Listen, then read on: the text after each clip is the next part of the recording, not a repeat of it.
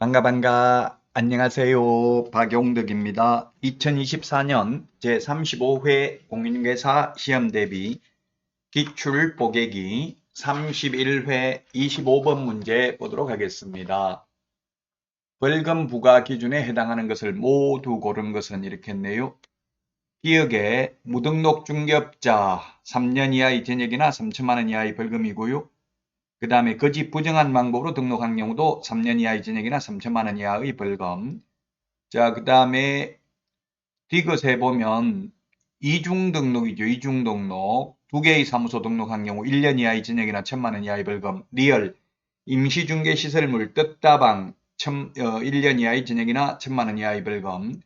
그 다음에 미연 허위매물, 미끼매물, 낚시매물, 가짜매물 올리면은 500만 원 이하의 과태료입니다. 그래서 벌금에 해당되는 것은 정답은 4번이 되겠습니다. 벌금 해당되는 것 4번이 정답입니다. 단순히 암기해야 되는 내용인데요.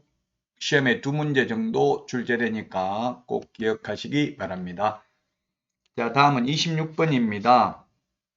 이행강제금에 관한 설명으로 옳은 것, 부동산 거래 신고 등에 관한 법률이네요.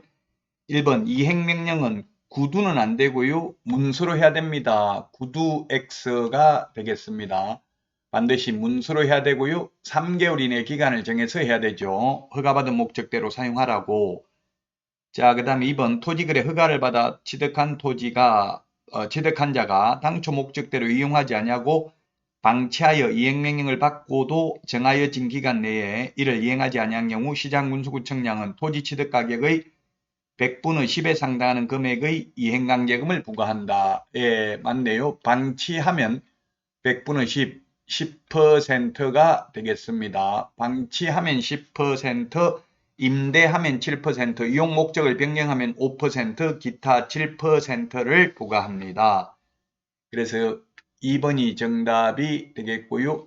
3번 이행강제금 부과처분에 불복하여 이의를 제기하는 경우 명문 규정을 두고 있지 않다 했는데 30일 이내입니다. 30일 이내.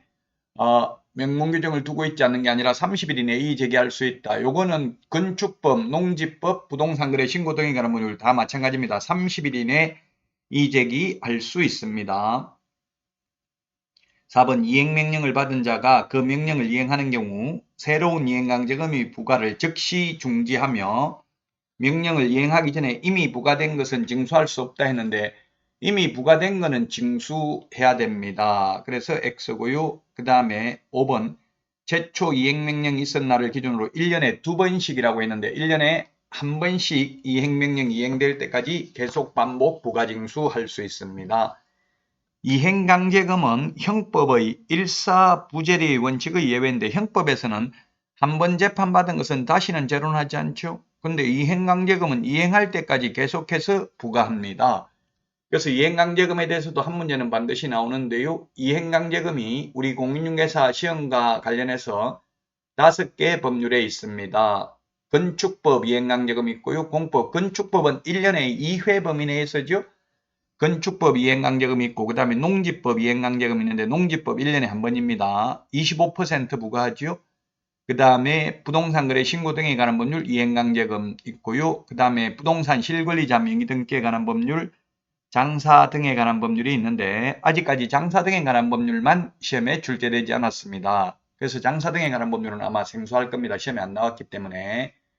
부동산 실권리자 명의 등기에 관한 법률은 과징금을 부과받고 나서 1년 안에 실명 등기 안 하면 1차 이행강제금 10%, 또 1년이 지나도록 실명 등기를 안 하면 2차 이행강제금 20%를 부과하죠. 그 이행강제금제도 꼭 비교 정리하시기 바랍니다. 다음은 27번 문제입니다. 외국인 부동산 취득 특례입니다. 옳은 것은 했는데 기억 국제연합도 외국인 등에 포함된다. 네, 그렇습니다. 국제연합이나 그 산하기구, 전문기구, 정부간 기구, 준정부간 기구, 비정부간 국제기구도 모두 외국인 등에 해당됩니다. 자, 그래서 기억은 맞고요. 니은 외국인 등이 대한민국 안의 부동산에 대한 매매 계약을 체결했을 때 60일 이내에 신고한다고 했는데 매매 계약은 30일 이내입니다. 즉 외국인 특례에는 매매는 해당되지 않고 교환 계약이나 증여 계약만 60일 이내고요. 매매는 외국인이든 우리나라 사람이든 모두 30일 이내에 부동산 거래 신고를 해야 됩니다. 디귿 외국인이 상속으로 취득을 하는 경우 1년 이내가 아니라 6개월 이내지요. 계약 이외의 경우 1년 이내가 아니라 6개월 이내 신고해야 됩니다. 상속, 경매, 환매권 행사, 판결, 신축, 정축, 개축, 재축 모두 6개월 이내 신고를 해야 됩니다. 자, 그 다음에 외국인이 수도법에 따른 상수원보호구역에 있는 토지를 취득하려는 경우에 신고관청으로부터 허가받아야 된다 했는데 X입니다. 허가받지 않습니다. 상수원 보호구역은 허가받지 않습니다. 군사기지 및 군사시설 보호구역 등에서 허가받아야 되죠. 우리 암기 프린터 27번에 허가받아야 되는 것 나와 있습니다. 암기 프린터는 네이버 카페 박용덕 박사의 부동산 여행에서 다운로드 받을 수 있습니다. 자, 그래서 1번이 정답이 되겠습니다. 옳은 것은 1번이 정답입니다. 자, 다음 문제 보도록 하겠습니다.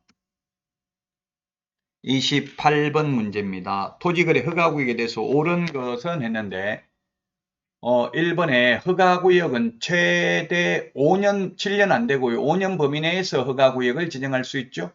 국토부 장관 또는 시도지사가 지정할 수 있습니다. 둘 이상의 시도에 걸쳐 있는 경우는 국토부 장관, 같은 시도인 경우에는 시도지사가 지정을 하는데 다만 같은 시도라도 국가가 개발 사업을 하여 토지 투기가 생할 우려가 있는 경우 국가가 직접 지정할 수도 있습니다. 즉 국토부 장관이 직접 지정할 수도 있습니다. 국가를 대신하는 게 국토부 장관이죠. 자, 그 다음에 2번입니다. 시도지사가 허가구역을 지정하려면 시도 도시계획위원회 심의를 거쳐야 됩니다. 국토부 장관이 지정하려면 중앙도시계획위원회 심의를 거쳐야 되겠죠. 인접시도지사의 의견을 들어야 된다. 이런 거는 없습니다. 인접시도지사 의견을 들을 필요는 없습니다.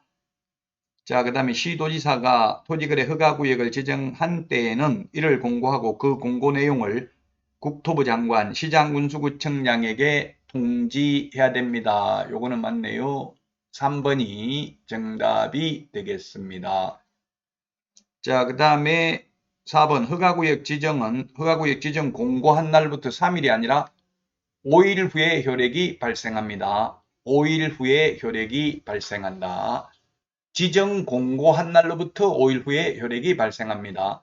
이 공고 내용을 시장군수구청장한테 통지하면 시장군수구청장은 또 7일 이상 공고하고 15일간 일반이 열람할 수 있도록 해야 되죠. 시장군수구청장이 공고한 날이 아니라 허가구역 지정권자가 공고한 날로부터 5일 후에 효력이 발생합니다.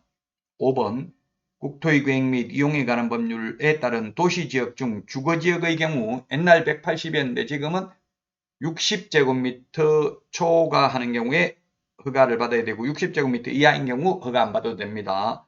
주거 미지정 60제곱미터가 되겠죠. 상업지역, 공업지역 150제곱미터 이하면 허가 받을 필요 없습니다. 3번이 정답이 되겠습니다. 여기까지 하고요. 다음 시간에 만나요. 안녕.